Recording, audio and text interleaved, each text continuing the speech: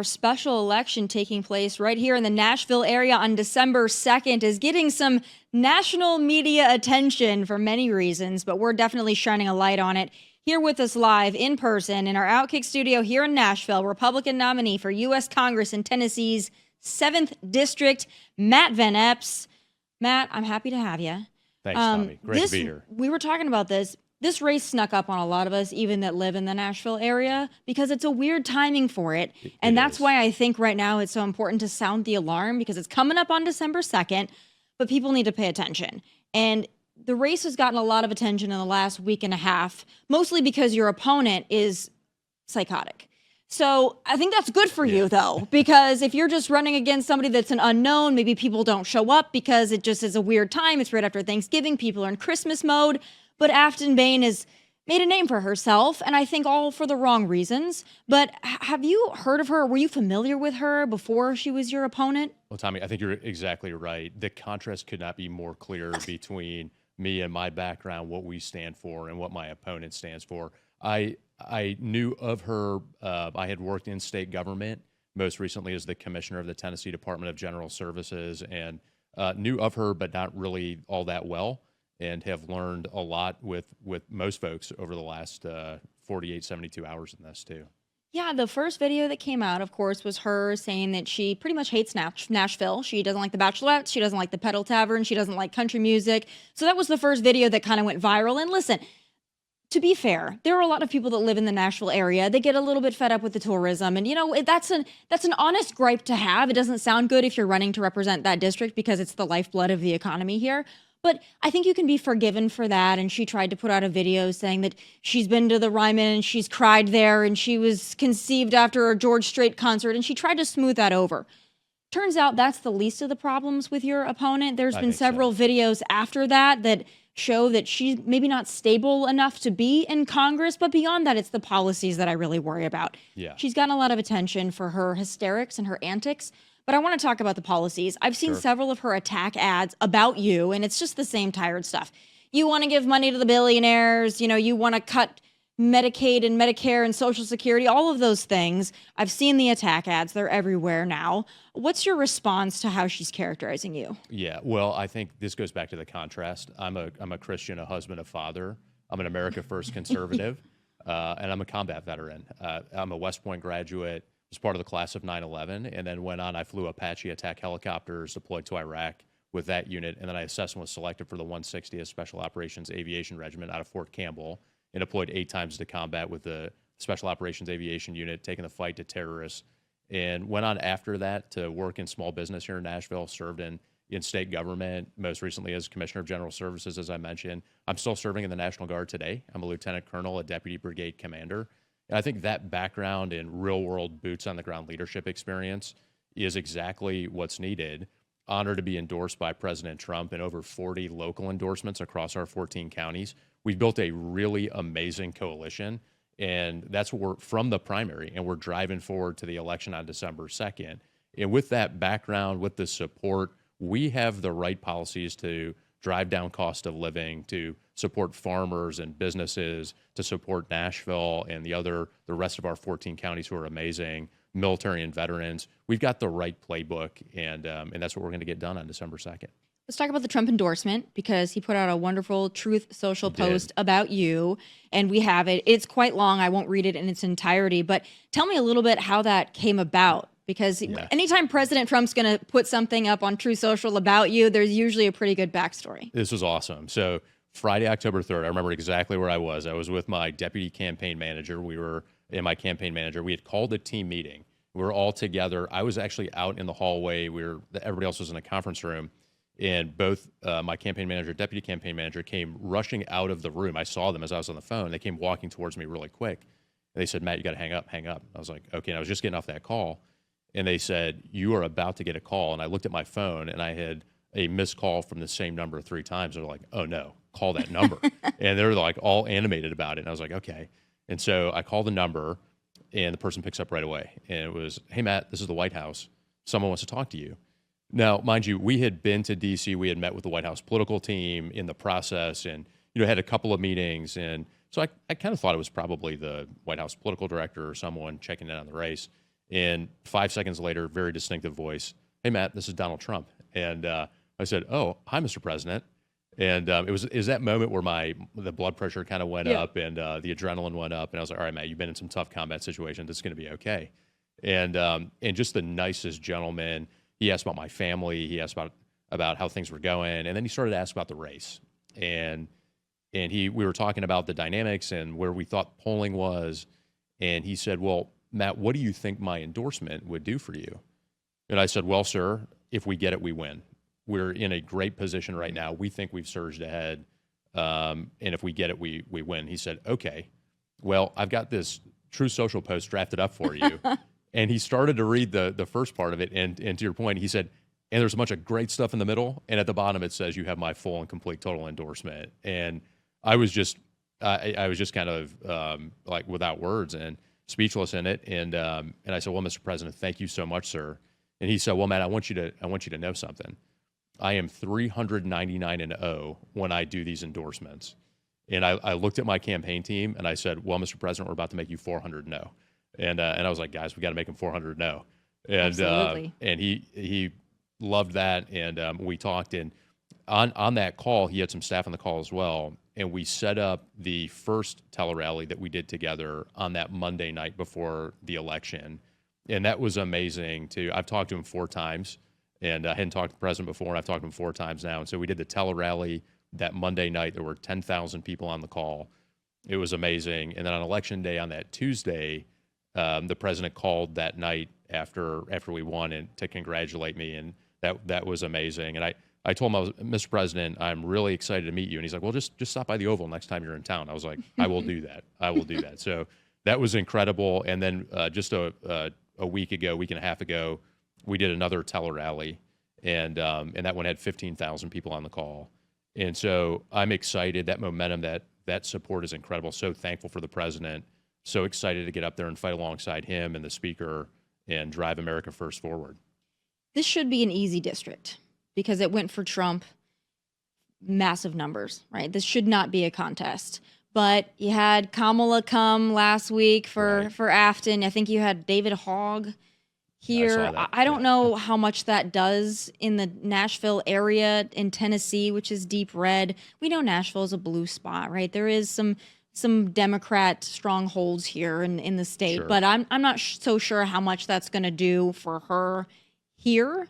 But of course, when you get a national spotlight on it, it can do, one of 2 things to your campaign. It can really elevate it and get people to turn out, or it can really elevate it and get people to turn out for your opponent. And I think in your case, it's going to get people to turn out for you because the videos they keep coming. We think so too. And I think when Kamala was in town, and I don't know if you saw, Jasmine Crockett was supposed to come a week before that. But oh, dang, she didn't grace us with her presence? Well, I think she was supposed to, and then just called in. Okay. But we did a post on that one and said that that it was a gift in kind for us. And, and we just, we think that it is helpful when our people see that and just the extreme and that they're going to come out for us. And that's what her videos are doing for us right now too. The things that she believes in and what she was endorsed by the Democrat Socialists of America. Yeah. She's supported Mamdani, endorsed him.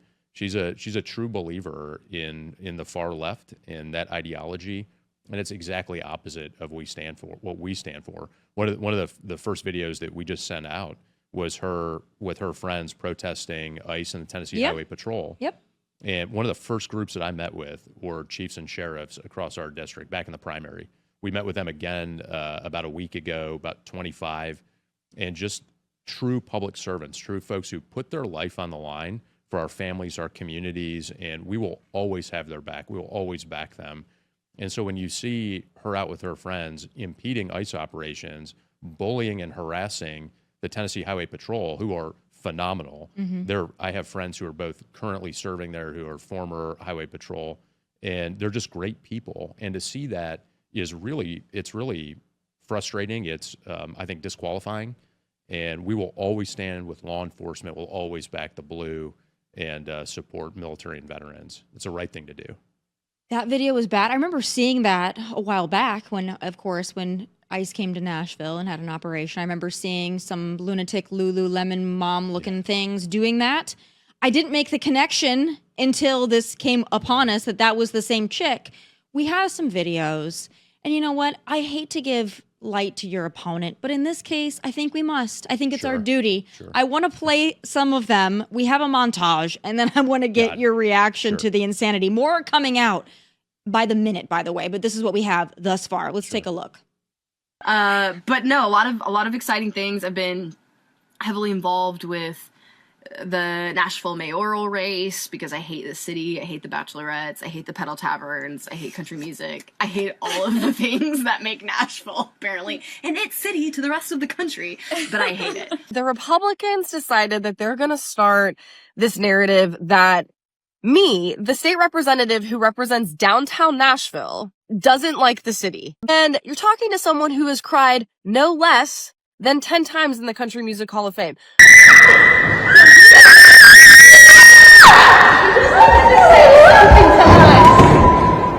Are you okay?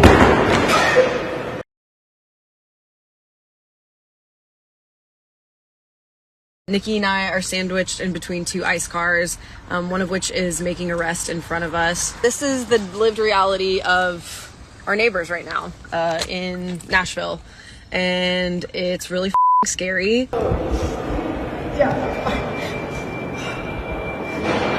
In 2020, you made some tweets that have since been deleted that were very critical of police.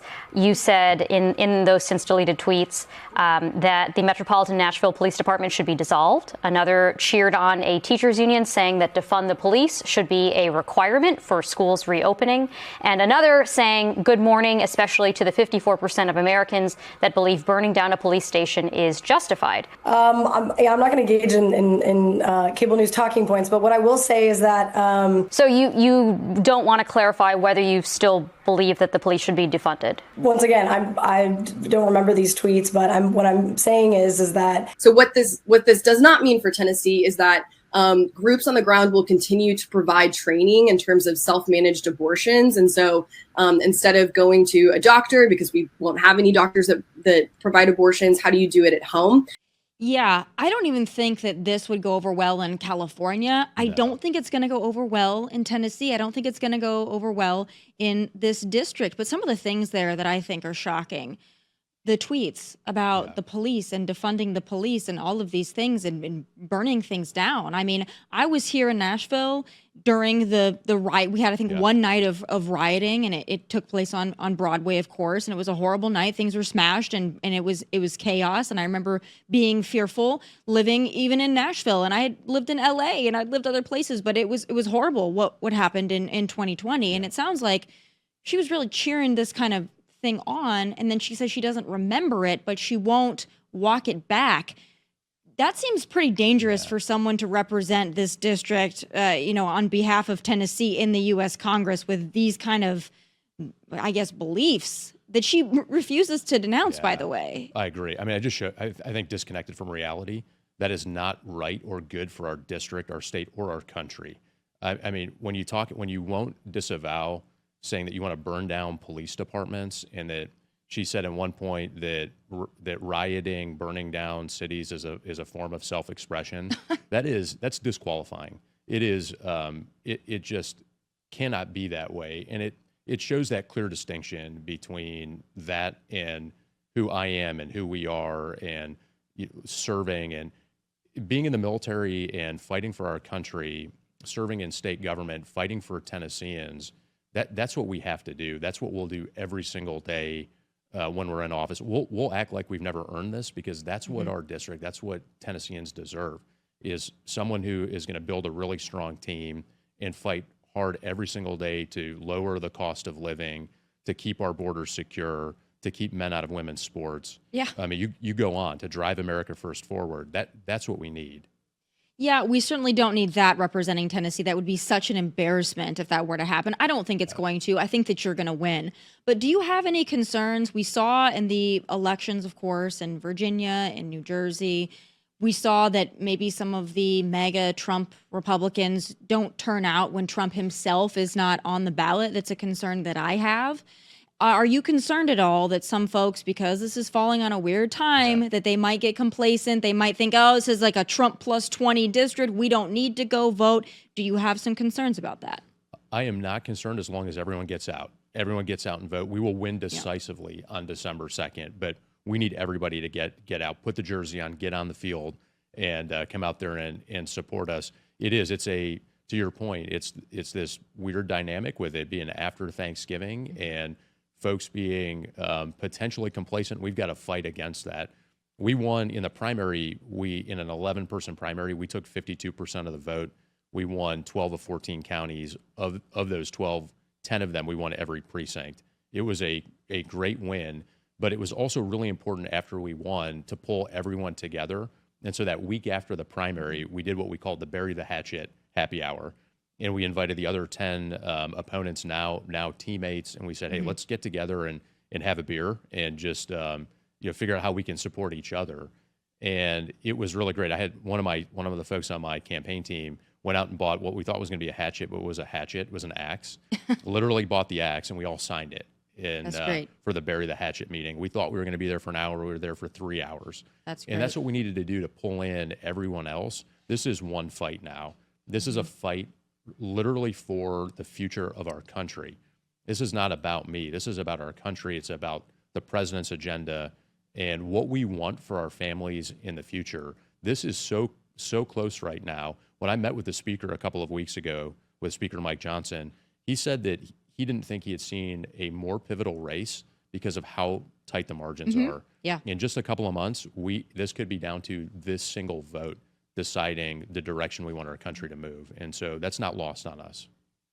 This is more important than ever because of the margins. And we're seeing some of the Republicans dropping like flies, resigning. There's like craziness going on. The margins were already tight. I mean, it is so important that not only the Nashville area and this district shows out just to keep that psychopath away from Congress, but also because of the margins. And we know that you're going to go and you're going to be a fighter for the America First agenda. There will be some things that are going to be difficult. We know this. Midterms are going to be difficult next year as well. And it's never too early to get preparing for that and get the turnout high for that. We've been embarrassed by the red wave that never came before, and we can't let that happen again. And just in the time that I have with you, one of the big things that people are worried about in Tennessee, around the country, is this healthcare discussion and these Obamacare subsidies and what is going to happen with those and the Unaffordable Care Act and how are we going to address it. And, you represent Tennessee, but you're in the U.S. Congress. The margins are tight. What do you do in regards to that issue? Yeah, it's critical. And so the president and the speaker have signaled a willingness to negotiate on that. And that's what we're going to have to do to drive down healthcare costs. I think there's two important examples. One is right out of Clarksville, Tennessee. When government gets out of the way, there are two new hospitals going into Clarksville. The market made a decision that's right for the community, right for the area. Those two new hospitals will increase competition, that will decrease cost, increase access, and ultimately increase quality outcomes in healthcare. And that is really important. I think another important thing we have to look at is full price transparency in healthcare, in both cost and quality. And when we do that, we also increase competition and can decrease costs. I worked for a time at a value-based rural healthcare company out of Nashville, and on the operations side. And it's a good example, too, of private sector companies that can innovate and have really smart decisions. We were embedding healthcare navigators in rural healthcare clinics to work with patients and to tear down the barriers to allow them to get to their appointments on time, solve the transportation issue, make sure they picked up their medications on time. And we saw real movement in their quality outcomes, in them getting healthier. And it's just another good example of the private sector getting involved. We're going to have to take a very broad look at a whole lot of things, and that will be top of our agenda. Yeah, I think the president has played this very smart. He said he's willing to work with Democrats. He's had some solutions of his own. Instead of the subsidies, give it to the people, let them decide, let them supplement their health care that way. I think that that's great. And a lot of people, the populist part of this country, will get behind that. In speaking of Tennessee and Nashville in this area, I think it's no secret we've had a lot of Californians move here. I mean, you look at Brentwood, you look at Franklin, it's little California. I mean, Los Angeles has really taken over large swaths of your district, of my district where I live, which is just outside of yours, sadly. But I think that it's an important conversation to talk about the dynamics that are happening in Nashville, in Tennessee. A lot of Californians have come in, but a lot of money has come in. A lot of businesses have come in. I mean, we are really on the brink of just exploding. And I think it's great. But there are a lot of native Nashvillians, Tennesseans that are a little concerned with the influence of California. You know, what do you say to not only the Nashvillians, the Tennesseans, but also the Californians that have chosen to call this place home? What do you say to them? Because a lot of them are going to be voting. Yeah, well, it's a great point. Tennessee values are really important. And when you come to Tennessee, you've got to embrace those values, and our strong family values and work ethic and supporting businesses and farmers, military and veterans is so critical. One of the folks on my team was from California, and it's a great example of someone who is just an amazing person, an amazing teammate who's working really hard to drive positive outcomes for our team and for Tennesseans. And I think the growth, we've got this incredible growth still going in Middle Tennessee, Montgomery County, fastest growing county in the state. And we're going to have to fight for federal resources for our infrastructure and highways and the things to ensure that we can continue to grow, but so that families can get to their sporting events on time for their kids, and they can get to work on time. And that'll be part of the thing that we do, is fighting for those resources. I think there's another couple of good examples too of the private sector being able to get involved in public-private partnerships. One is the Boring Company, who will have a tunnel going from downtown Nashville to the airport, which I think is very smart. Won't increase taxes, which is great. And the other is the Choice Lanes project that Tennessee state government is doing, adding lanes that does not increase taxes, and really good examples of leveraging the private sector to solve these really hard public problems. And we look forward to being a part of those solutions as well. Yeah. A lot of innovation coming to Nashville. I mean, we are, like I said, we are right on the cusp of what I think is going to be a renaissance. We already had one in probably 2020 when a lot of the Californians came, but I think now people have settled in, and people have decided to make Nashville their home, which is great. I guess the last thing I have to ask you is, how do you feel about the bachelorettes and the pedal taverns? Because your opponent, she does not like them. Well, I got asked this question the other day, and I think when we win, we'll probably go out here to Broadway and we'll toast to some bachelorettes and be on Broadway. I love Nashville. Met my wife here, started a family here. That's amazing. Love Nashville, love country music, and we'll fight really hard for Nashville, for Davidson County, all of our 14 counties, and we're excited to do that. Well, it's important. I mean, this is Nashville, the experience. It's not, Tennessee isn't all about Nashville, but it definitely is a big part of it. And for me, when I moved here from California, I'm not from California, by the way, but I moved to Nashville from California. I did 3 years there, decided to come here. But I moved here right during COVID, the height of COVID. We were locked down when I moved here, and that stunned me. That shocked me that would touch this state. I thought that this was a free state, but Nashville was not at the time. We had mask mandates, we had curfews, we had, people going out and harassing our bar owners and enforcing just ridiculous rules. And of course, that's a lot on the local level, I know, but it's still important. And it's important that we not make the mistakes of California. We've done that before. And I think that was a lesson and a cautionary tale for this area. So I'm glad that you're on board with Nashville and growth and, economic stimulus, because we need that, but also preserving the values is going to be very important. I said this was the last thing, but this is the last thing. AI has been a big discussion, and I think it uniquely impacts Nashville because I think the top of the charts right now in country music is an AI artist. And I know that Governor Bill Lee, as well as Senator Marsha Blackburn and others, have been really invested in trying to make sure that we foster innovation with AI, but also protecting the artists and the creators here. What's your take on that? I totally agree. I agree with all of that. We've got to protect the artists. We've got to protect that. AI is with us, and there's a couple of really, I think, important things with that too. All the data centers that we're seeing, that is a huge power demand. I'm pro-nuclear. And so we've been talking a lot about that on the campaign trail, that Tennessee has been leading in nuclear for a very long time. The first small modular reactor will be in East Tennessee at the Clinch River site. We've got to unleash American energy dominance, both through nuclear, oil, and gas, because it goes to data centers and it goes to that component of AI.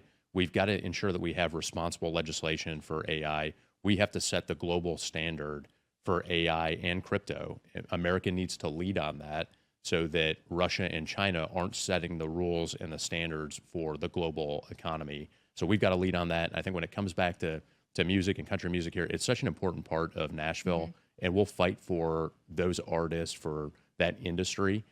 We love country music, and like we said, we're going to be out in Nashville celebrating probably when we win decisively on December 2nd. Have you ever cried at the Ryman? Because Aftyn Behn has cried 10 times, no less than 10 times. I don't think I've cried. I've been there, but I don't think I've cried there. Yeah, she's full of it. Thank you so much, Matt. Thanks, and Tomi. to remind people, December 2nd is your special election. You Yes. have to win this. It's not an if, it's a have to. You have to win this for so many reasons, not only because of our representation in Congress, but also because of the margins, because of protecting District 7, Tennessee, American values.